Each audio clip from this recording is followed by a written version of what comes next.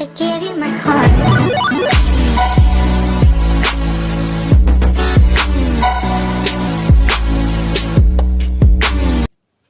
नमस्कार दोस्तों, मेरा नाम है विवेक और आप देख रहे हैं केमिस्ट्री विद विव, जिसमें हमारा आज का टॉपिक है जर्नल ऑर्गेनिक केमिस्ट्री। हमारा पहला क्वेश्चन है, for the structures given below the number of compounds for which Kjeldahl method of nitrogen estimation fails are. हमारे पास कुछ स्ट्रक्चर्स गिवन है और हमें बताना है कि इनमें से कितने स्ट्रक्चर्स में जेल-डाल मेथड एप्लीकेबल नहीं है।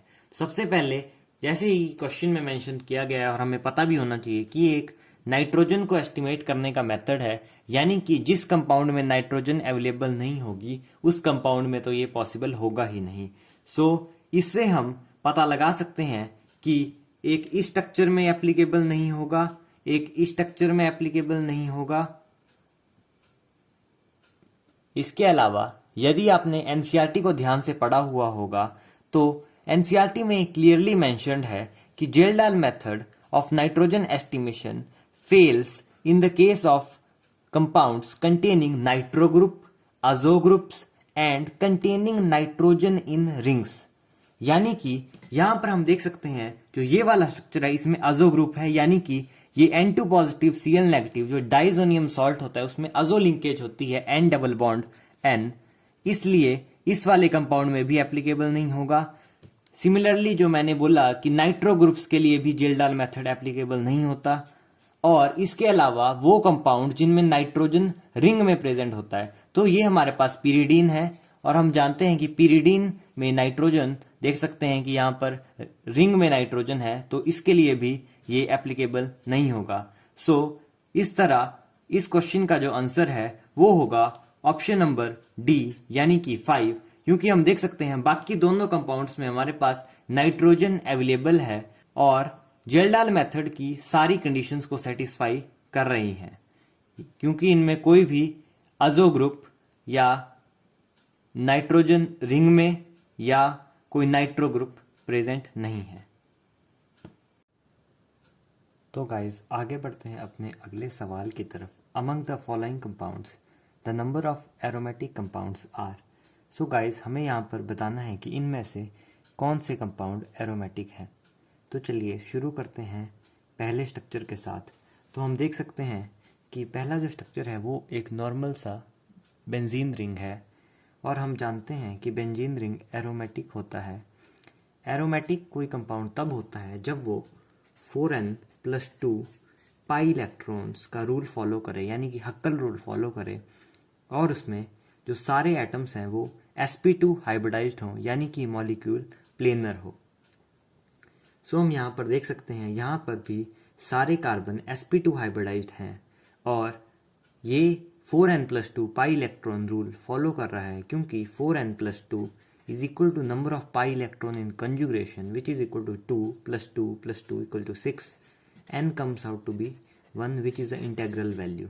Hence we can say that जब भी 4n+2 equal to 2 होगा, यानी कि n की वैल्यू 0 आएगी। ऐसे ही जब 4n+2 equal to 6 होगा तो n की वैल्यू 1 आएगी। ऐसे ही जब 4n+2 equal to 14 होगा तब जाकर n की वैल्यू हमारे पास 3 आएगी, और ऐसे ही जब 4n+2 इक्वल टू 10 होगा तब हमारे पास n की वैल्यू 2 आएगी। तो हम देख सकते हैं कि 6 electron species, 2 electron species, 10 electron species and 14 electron species are aromatic when all the atoms are sp2 hybridised. हम यहाँ पर देख सकते हैं जो हमारे पास सेकंड स्ट्रक्चर है उसमें हमारे पास 4 पाई इलेक्ट्रॉन है, यानी कि ये कंपाउंड एंटी एरोमेटिक होगा, क्योंकि एंटी एरोमेटिसिटी में कंडीशन होती है कि हमारे पास 4n+2 पाई इलेक्ट्रॉन का रूल फॉलो नहीं होना चाहिए, और साथ में हमारे पास सारे एटम sp2 हाइब्रिडाइज्ड होने चाहिए, यानी कि मॉलिक्यूल प्लेनर होना चाहिए, यानी कि ये एंटी एरोमेटिक होगा, ये हमारे पास एरोमेटिक होगा। यदि हम इस स्ट्रक्चर की बात करें तो ये एक अपने आप में एक एक्सेप्शन है, जिसमें होना तो वैसे ये मॉलिक्यूल एंटी एरोमेटिक चाहिए, लेकिन एक्सेप्शन की वजह से ये कंपाउंड हमारे पास नॉन एरोमेटिक हो जाता है, क्योंकि ये जो मॉलिक्यूल है ये हमारे पास यहाँ पर तो हमें प्लेनर लग रहा है क्योंकि सारे एटम sp2 हाइब्रिडाइज्ड है, लेकिन यदि एक्चुअल स्ट्रक्चर की बात की जाए तो ये स्ट्रक्चर नॉन प्लेनर होता है। यदि हम इसकी बात करें तो यहाँ पर हम देख सकते हैं हमारे पास 2 पाई इलेक्ट्रॉन है और हमारे पास मॉलिक्यूल प्लेनर है क्योंकि सारे एटम sp2 हाइब्रिडाइज्ड हैं, यानी कि ये एरोमेटिक होगा। यदि हम इस स्ट्रक्चर की बात करें तो यहाँ पर हमारे पास ये वाला कार्बन भी sp3 हाइब्रिडाइज्ड है और ये वाला कार्बन भी sp3 हाइब्रिडाइज्ड है, यानी कि ये कंपाउंड हमारे पास नॉन एरोमेटिक होगा। जो अगला कंपाउंड है उसमें हम देख सकते हैं कि हमारे पास टोटल 6 पाई इलेक्ट्रॉन सिस्टम है और सारे एटम्स sp2 हाइब्रिडाइज्ड हैं, यानी कि मॉलिक्यूल प्लेनर है, मतलब ये एरोमेटिक होगा। अगले स्ट्रक्चर की बात की जाए तो यहाँ पर हमारे पास सारे एटम sp2 हाइब्रिडाइज्ड हैं और हमारे पास 4n+2 पाई इलेक्ट्रॉन का रूल फॉलो नहीं हो रहा है, इसलिए ये कंपाउंड एंटी एरोमेटिक होगा। यदि हम इस कंपाउंड की बात करें तो यहाँ पर हम देख सकते हैं कि ऑक्सीजन का एक लोन पेयर कॉन्जुगेशन में होगा, जिसकी वजह से हमारे पास जो ये कंसर्निंग स्पीसीज बनेगी वो हमारे पास एरोमेटिक होगी, क्योंकि हमारे पास 6 पाई इलेक्ट्रॉन सिस्टम है, क्योंकि 2 electron from this pi bond, 2 electron from this pi bond and 2 electron from this lone pair of oxygen. So ये स्पीसीज हमारे पास एरोमेटिक होगी। सो यहाँ पर जो ऑक्सीजन की हाइब्रिडाइजेशन होगी वो sp2 होगी, ना कि sp3। सो यदि हम नेक्स्ट स्ट्रक्चर की बात करें तो ये अपने आप में काफ़ी इंपॉर्टेंट क्वेश्चन है। तो यदि हम इस स्ट्रक्चर की बात करें तो यहाँ पर हम देख सकते हैं कि है तो यहाँ पर 8 इलेक्ट्रॉन्स इन कंजुगेशन है, यानी कि हक्कल रूल फॉलो नहीं हो रहा है। लेकिन फिर भी यदि हम देखें कि यदि हम इस स्ट्रक्चर की बात करते हैं तो यहाँ पर हमें दिखाई दे रहा है कि टोटल 8 इलेक्ट्रॉन इन कंजुगेशन है, यानी कि हमारे पास हक्कल रूल फॉलो नहीं हो रहा है। लेकिन फिर भी ये स्पीसीज एरोमेटिक होगी, क्योंकि हम एक बारी में सिर्फ इसी रिंग को कंसीडर करेंगे जो कि हमारे पास बेंजीन रिंग है, जो कि एरोमेटिक होता है। बाकी इस रिंग के पाई इलेक्ट्रॉन को हम कंसीडर इसलिए नहीं करेंगे क्योंकि ये वाले एटम्स sp3 हाइब्रिडाइज्ड हैं, यानी कि यहाँ पर कंप्लीट कंजुगेशन हो ही नहीं रही है, यानी कि हम सिर्फ फर्स्ट रिंग को कंसीडर करेंगे और ये स्पीसीज हमारे पास एरोमेटिक होगी। यदि हम इस स्ट्रक्चर की बात करें तो यहाँ पर भी हमारे पास सारे एटम sp2 हाइब्रिडाइज्ड हैं और 6 पाई इलेक्ट्रॉन सिस्टम है, यानी कि ये कंपाउंड एरोमेटिक होगा। यदि हम इस स्ट्रक्चर की बात करें तो यहाँ पर टोटल 2 + 2 + 2 6 8 10 12 14, यानी कि हमारे पास 14 इलेक्ट्रॉन का सिस्टम है और सारे एटम sp2 हाइब्रिडाइज्ड है, यानी कि हमारे पास ये भी हक्कल रूल को फॉलो करेगा, जिसकी वजह से ये स्पीसीज एरोमेटिक होगी। सो यहाँ पर हमसे पूछा गया था total number of aromatic compounds, तो 1 2 3 4 5 6 and 7 1 2 3 4 5 6 7। सो गाइज बढ़ते हैं अपने अगले सवाल की तरफ। The increasing order of pKb values of the following compounds is. So यहाँ पर हमें पीकेबी वैल्यूज का ऑर्डर बताना है। तो सबसे पहले हमें कुछ टर्म्स का पता होना चाहिए, जैसे केबी, केए, पीकेबी, पीकेए। सो जो केबी टर्म होती है वो बताती है कंपाउंड के बेसिक नेचर को, यानी कि केबी जितना ज़्यादा होगा कंपाउंड उतना ही बेसिक होगा। सिमिलरली जो केए टर्म है वो बताती है हमारे पास एसिडिक करैक्टर, यानी कि जिसका केए ज़्यादा होगा उसका एसिडिक करैक्टर भी ज़्यादा होगा। जो पीकेबी और पीकेए है वो केबी और केए के उल्टे हैं, यानी कि अगर पीकेबी ज़्यादा होगा तो बेसिक कम होगा और वैसे ही यदि पीकेए ज़्यादा होगा तो एसिडिक कम होगा। सो यदि हम स्ट्रक्चर नंबर 1 को देखें, सो ये नाइट्रोजन है, इसके पास जो लोन पेयर है उस पर हमारे पास एक तो प्लस आई इफेक्ट ऑफ ये 2 मिथाइल ग्रुप का जो प्लस आई इफेक्ट है वो लग रहा है। इसके अलावा जो नाइट्रोजन के रिस्पेक्ट में ये पोजीशन पैरा पोजीशन है और पैरा पोजीशन पे हम जानते हैं कि हमारे पास दोनों इफेक्ट लगते हैं, चाहे प्लस आई हो माइनस आई हो या प्लस आर हो या माइनस आर हो। सो यदि हम यहाँ पर देखें, सिंस जो रेजोनेंस इफेक्ट होता है, जो मीजोमेरिक इफेक्ट होता है, वो ज़्यादा डोमिनेटिंग होता है। और हम जानते हैं OCH3 का प्लस R इफेक्ट होता है, या हम प्लस M भी लिखते हैं। सो इस वे से इस नाइट्रोजन पे ये इलेक्ट्रॉन डेंसिटी इंक्रीज कर रहा है, जिस वजह से ये वाला कंपाउंड सबसे ज़्यादा बेसिक होगा। यदि हम स्ट्रक्चर नंबर सेकंड की बात करें, सो यहाँ पर कोई भी ग्रुप अटैच्ड नहीं है, सो हमारे पास इनका ही प्लस आई इफेक्ट होगा, और इस रिंग के साथ ये वाला जो लोन पेयर होगा वो हमारा कॉन्जुगेशन में होगा। लेकिन हम देख सकते हैं क्योंकि conjugation is present in every ring, so हम बाकी के फैक्टर्स को कंसीडर करेंगे। यदि हम स्ट्रक्चर नंबर थर्ड की बात करें, सो यहाँ पर हमारे पास CN का, क्योंकि हम देख सकते हैं कि यहाँ पर जो NHCH3 के रिस्पेक्ट में ये CN जो ग्रुप अटैच है वो मेटा पोजीशन पे अटैच्ड है, और हम जानते हैं कि मेटा पोजीशन पे हमारे पास जो रेजोनेंस इफेक्ट है वो एप्लीकेबल नहीं होता है, यहाँ पर सिर्फ इंडक्टिव इफेक्ट एप्लीकेबल होता है। सो यहाँ पर हमारे पास -I इफेक्ट से इस नाइट्रोजन पे जो इलेक्ट्रॉन डेंसिटी है वो कम हो रही है, सिंस CN एक इलेक्ट्रॉन विड्रॉइंग ग्रुप है। यदि हम स्ट्रक्चर नंबर 4 की बात करें, सो यहाँ पर हमारे पास जो OH है वो भी मेटा पोजीशन पे है, जहाँ पर इसका सिर्फ -I इफेक्ट लगेगा, क्योंकि ऑक्सीजन की इलेक्ट्रॉन नेगेटिविटी ज़्यादा होती है। सो यहाँ पर भी नाइट्रोजन पे इलेक्ट्रॉन डेंसिटी कम हो रही है, जिस वजह से नाइट्रोजन इजीली अपना इलेक्ट्रॉन डोनेट नहीं कर पाएगा। यदि हम कंपेयर करें CN और OH में, तो हम जानते हैं -I of CN is greater than -I of OH।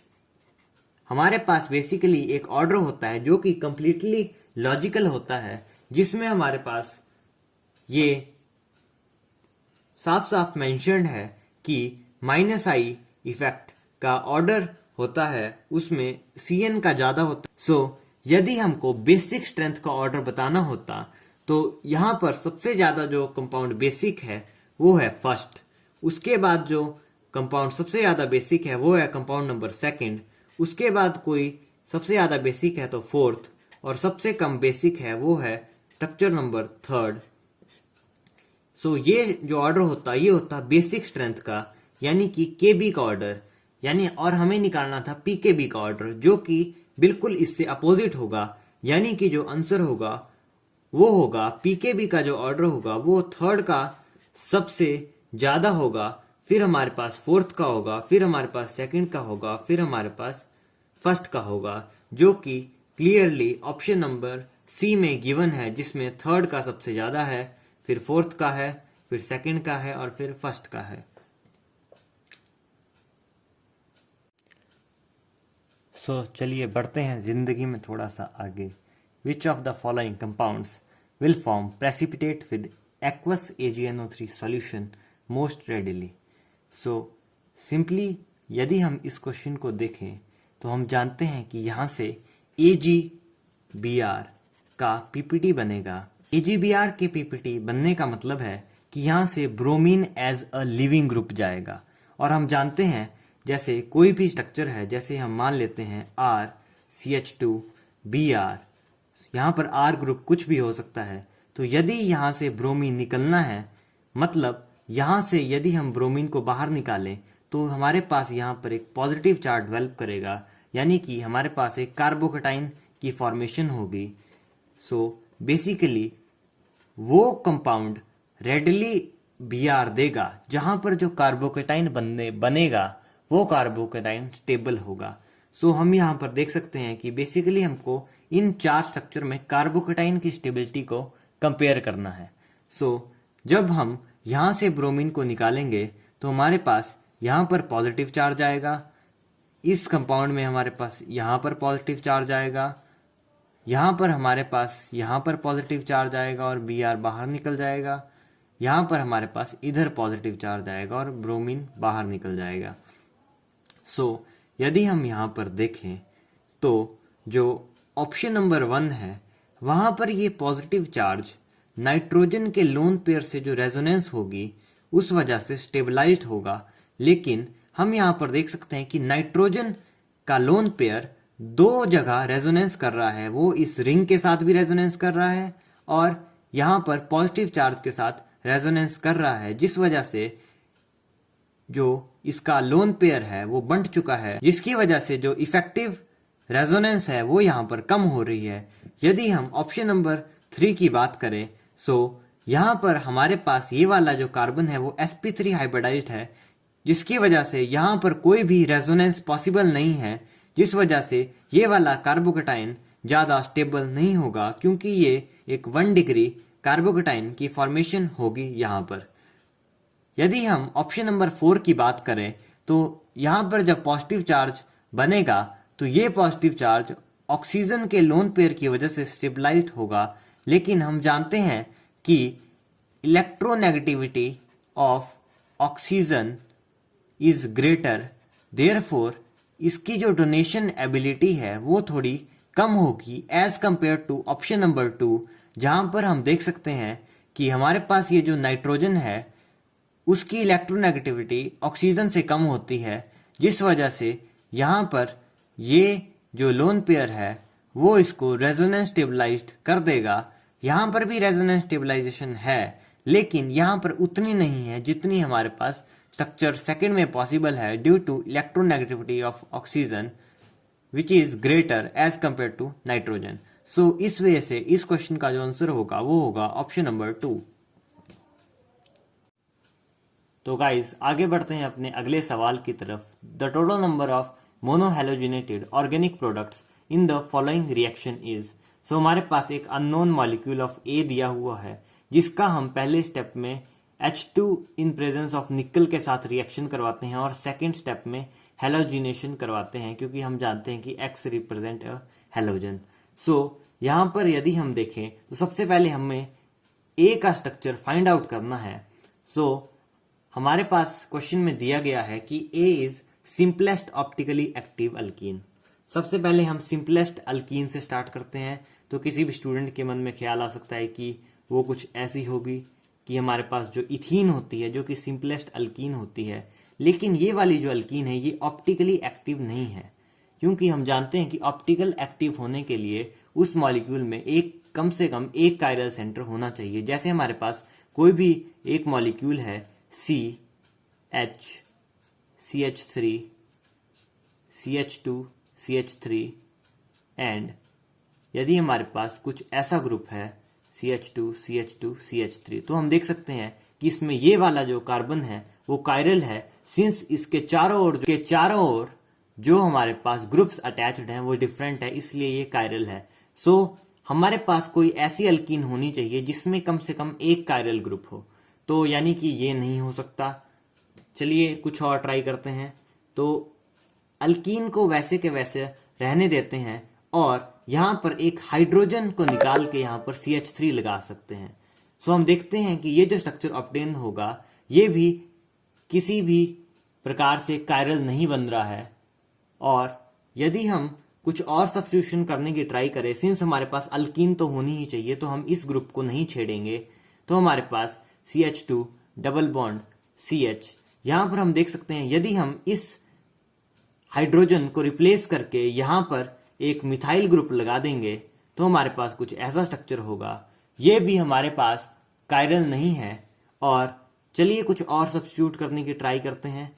तो यदि हम यहाँ पर एक और हाइड्रोजन को रिप्लेस करके, सिंस हम यहाँ पर मिथाइल नहीं लगा सकते, क्योंकि यदि हमने यहाँ पर मिथाइल लगाया तो दो ग्रुप सेम हो जाएंगे, और यदि दो ग्रुप सेम हो गए तो वो मॉलिक्यूल कायरल नहीं हो पाएगा। सो यहाँ पर हम इथाइल ग्रुप लगाते हैं CH2, CH3, CH3 एंड यहाँ पर एक हाइड्रोजन तो थी ही थी।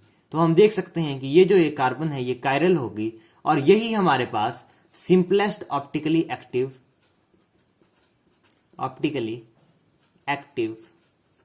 अल्कीन होगी।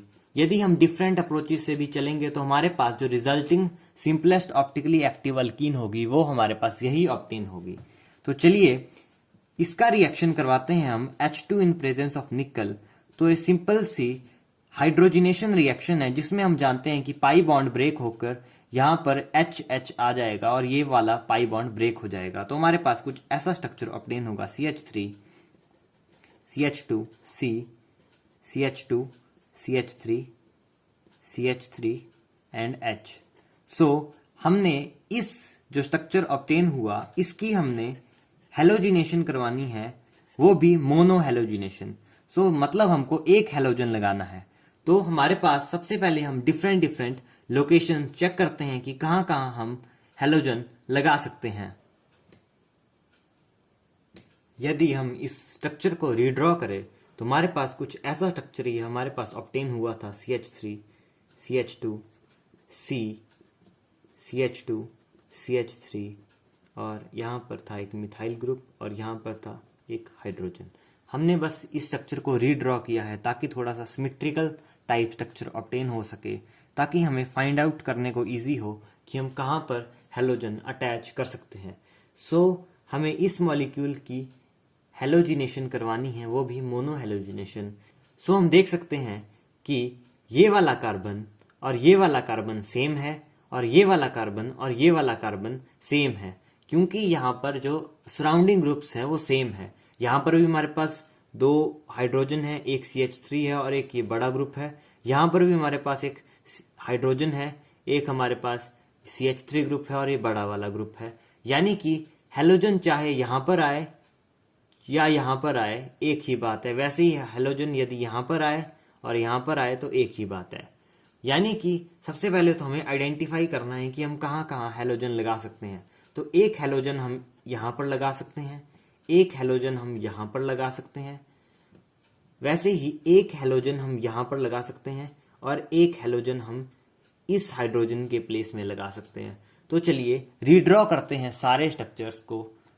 सो फर्स्ट स्ट्रक्चर में यदि हम देखें तो हमारे पास CH3 CH2 C, जब हमने यहाँ पर हेलोजन लगाई X CH3 CH2 CH3, तो हम देख सकते हैं कि यहाँ पर कोई भी कंपाउंड कायरल नहीं है, क्योंकि यदि हम इसकी बात करें तो इसके लेफ्ट और राइट में जो ग्रुप है वो सेम है, यानी कि ये कायरल नहीं हो सकता।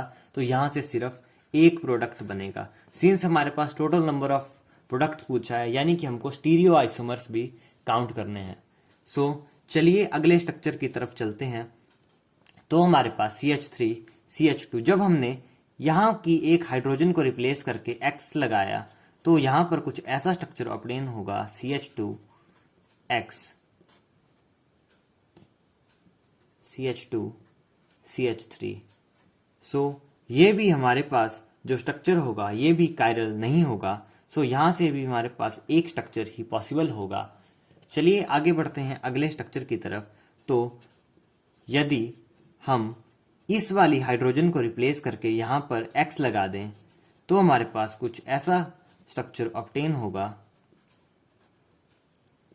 यदि हम इस स्ट्रक्चर को ध्यान से देखें तो हमारे पास ये वाला कार्बन भी कायरल है और ये वाला कार्बन भी कायरल है, क्योंकि यदि हम यहाँ पर देखें तो इस कार्बन के साथ एक मिथाइल ग्रुप है, एक हाइड्रोजन ग्रुप है, एक हेलोजन अटैच है और एक ये पूरा ग्रुप है, तो ये भी कायरल है। सिमिलरली यदि हम इस कार्बन को देखें तो इसके साथ भी जो चारों के चारों ग्रुप अटैच्ड हैं वो डिफरेंट है, यानी कि ये भी कायरल है। और हम जानते हैं कि total number of products in case of this will be 4, क्योंकि यहाँ से 2 प्रोडक्ट होंगे, यहाँ से भी 2 प्रोडक्ट होंगे। 4 प्रोडक्ट ये ऐसे बने क्योंकि हम जानते हैं कि मान लीजिए इसकी कॉन्फ़िगरेशन यदि R होगी तो इसकी कॉन्फ़िगरेशन S हो सकती है। सिमिलरली यदि इसकी R हुई और इसकी भी R हुई, इसकी S हुई, इसकी S हुई और इसकी S हुई और दूसरे की R हुई, तो ये हमारे पास टोटल 4 प्रोडक्ट बनेंगे। तो चलिए आखिरी पोजीशन पे हेलोजन लगाते हैं। यदि हम आखिरी पोजीशन पे Cl लगाएं तो हमारे पास कुछ ऐसा प्रोडक्ट मिलेगा जिसमें हम देख सकते हैं कि यहाँ पर हेलोजन लगाने से हमारे पास जो ये वाला कार्बन है ये कायरल है, सिंस यहाँ पर जो इसके चारों जो ग्रुप अटैच्ड हैं इससे वो सारे डिफरेंट है। तो यहाँ से हमारे पास 2 प्रोडक्ट बनेंगे। तो total number of products will be 1 + 2 + 4 + 1 which is equal to 8। So इस क्वेश्चन का जो आंसर होगा वो होगा हमारे पास ऑप्शन नंबर डी, यानी कि 8 प्रोडक्ट्स विल बी ऑब्टेन्ड।